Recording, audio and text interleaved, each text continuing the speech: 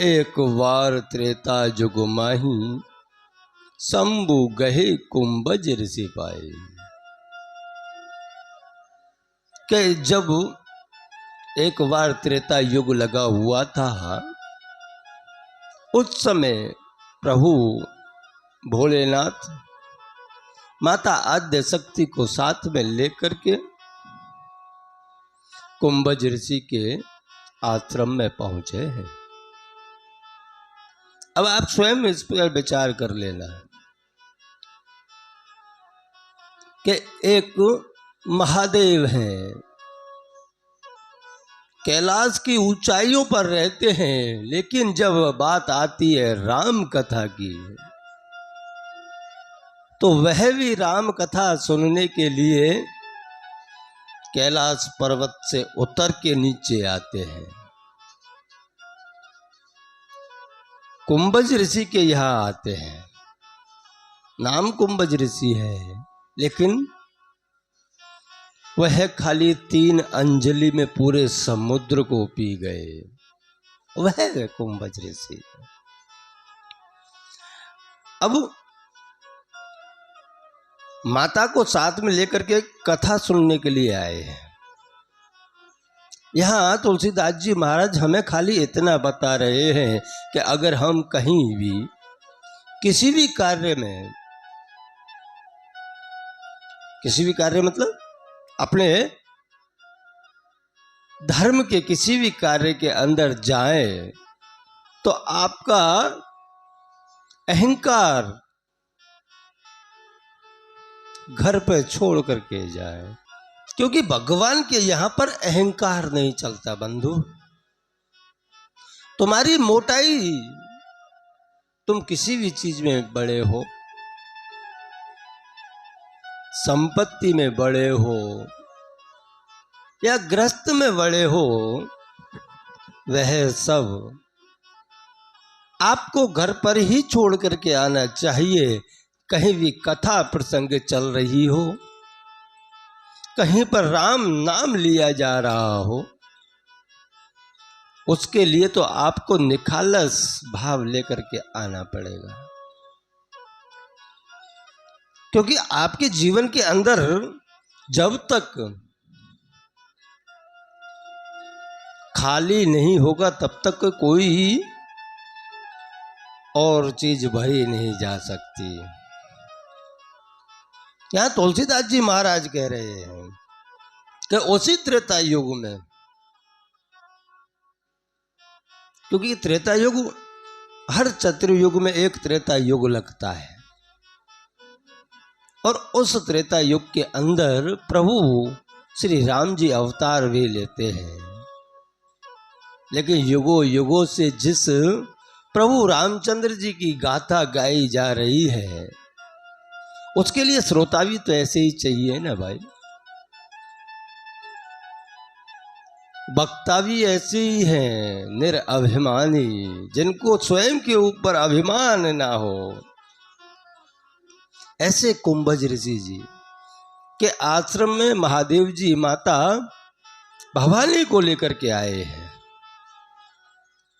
यहां तुलसीदास जी बहुत सुंदर शब्दों में उपमा दे रहे हैं कि संग सती जग जननी भवानी, पूजे ऋषि अखिलेश्वर जानी। कि भारत वर्ष के संत ने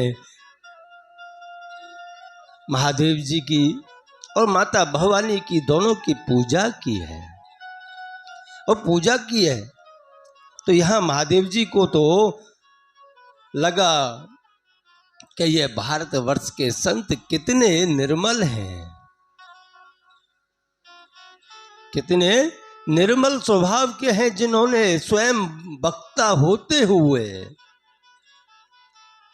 एक श्रोता की पूजा की है। और वहीं जब माता भवानी की पूजा करने गए तो माता भवानी के आगे एक अहंकार आ गया है कि ये हमें क्या कथा सुनाएंगे। जो स्वयं श्रोता की पूजा कर रहा हो वक्ता, वह वक्ता क्या कथा सुनाएगा। यहाँ अहंकार नाम का एक पर्दा आ गया है। फिर यहाँ तुलसीदास जी महाराज कह रहे हैं कि राम कथा मुनि वर्ज वखानी, सुनी महेश परम सुख मानी। तुरंत यहाँ पे तुलसीदास जी ने अपने वाक्य बदल दिए हैं कि कुंभज ऋषि जी ने कथा सुनाई है और सुनी महेश परम सुख मानी। खाली एक महादेव जी ने बहुत परम सुख हृदय में उत्पन्न हो रहा हो, उस हिसाब से कथा को सुना है। और जब कथा पूर्ण हो गई, मैं इसीलिए कहता हूं, अहंकार अगर आपके जीवन के अंदर आता है ना, तो आप समझ लेना कि आपका जीवन व्यर्थ है, आपका जीवन व्यर्थ हो गया। इसलिए साधु संत आपको कहते हैं कि जीवन के अंदर कभी अहंकार को घुसने मत देना। जो अहंकार को घुसने दोगे ना, तो बहुत जल्दी नाश होने वाला है, समझ लेना।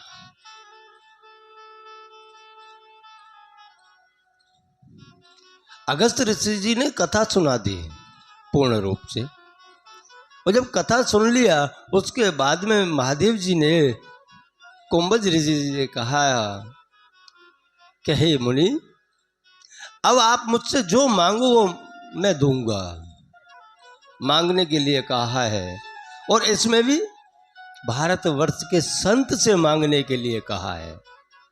अब भारतवर्ष का संत कभी मांगता नहीं है।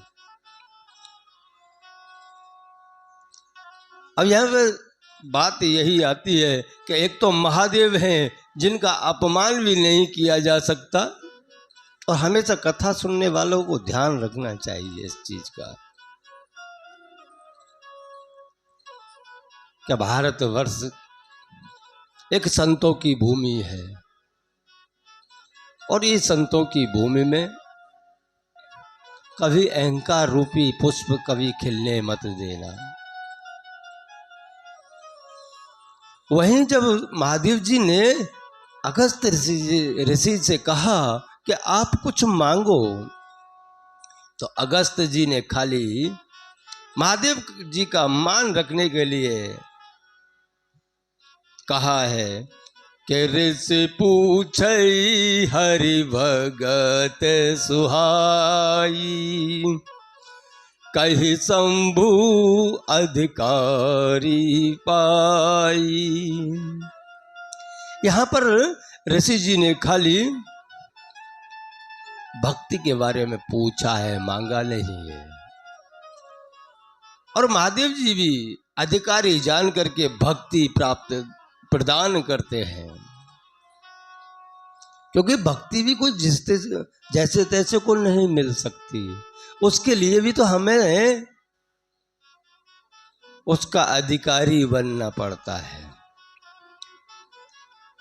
उनके अधिकारी बन जाए तब हमें भक्ति प्राप्त हो सकती